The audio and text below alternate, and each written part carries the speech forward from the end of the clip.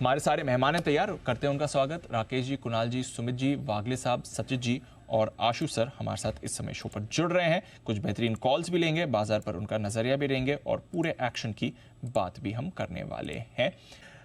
सचित जी, इनकी तरफ से भी एक कॉल है, आइए इनका भी करते हैं स्वागत। BTS double T.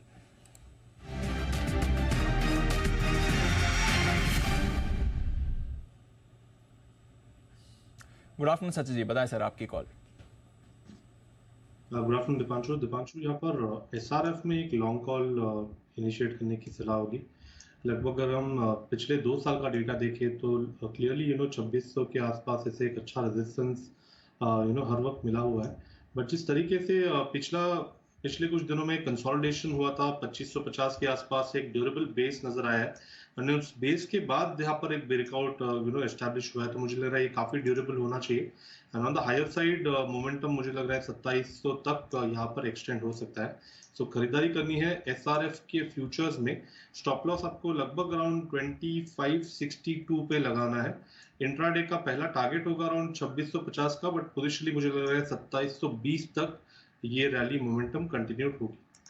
ओके, तो 2650 के पहले टारगेट और फिर 2720, तो बड़े टारगेट्स एसआरएफ में आते हुए दिख भी रहे हैं। बेसिकली केमिकल स्पेस ये भी बीच बीच में थोड़ा थोड़ा एक्शन दिखाती है। आज definitely one of those days है जहां पर आपको अच्छा एक्शन इस पर बनते हुए दिख रहा है।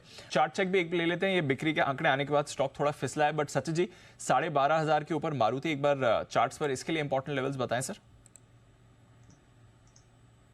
काफी स्ट्रॉन्ग ट्रेंड रही है। अभी भी मुझे लग रहा है जिस तरीके से इसके न्यूज फ्लो के बाद थोड़ी सी प्राइस मूवमेंट है, मुझे लग रहा है अगर कंसोलिडेशन हो जाता है तो एक काफी हेल्दी साइन होगा ओवरऑल ट्रेंड के लिए।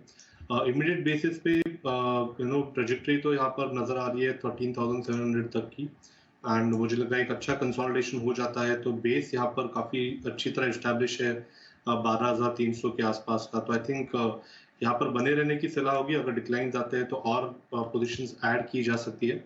मेजर टारगेट 13,700 के आसपास वेल प्लेस्ड है।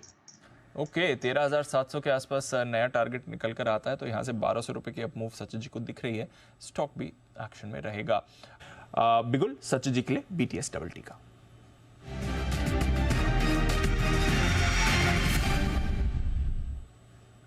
बताएं सचिन जी। दीपांशु, यहाँ पर श्रीराम फाइनेंस में एक अच्छा ब्रेकआउट नजर आया है। एक अच्छी शॉर्ट कवरिंग वाली मूव भी नजर आ रही है। काफी दिनों से एक रेंज में अटका पड़ा था। लगभग 2450 से लेके 2500 में एक रेजिस्टेंस था एंड 2300 के आसपास एक अच्छा सपोर्ट है। तो उस सपोर्ट से एक अच्छा स्विंग बना था पिछले हफ्ते में एंड उसी का एक कंटिन्यूएशन है। तो इमीडिएट बेसिस पे 2530 एंड 2610 ये दो टारगेट्स के लिए मुझे लग रहा है यहाँ पर लॉन्ग पोजीशंस बनाई जा सकती है।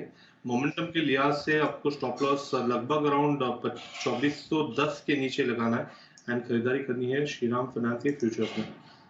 ओके, श्रीराम फाइनेंस के फ्यूचर्स में खरीदारी करके चलिए। यहाँ पर अच्छा एक्शन है।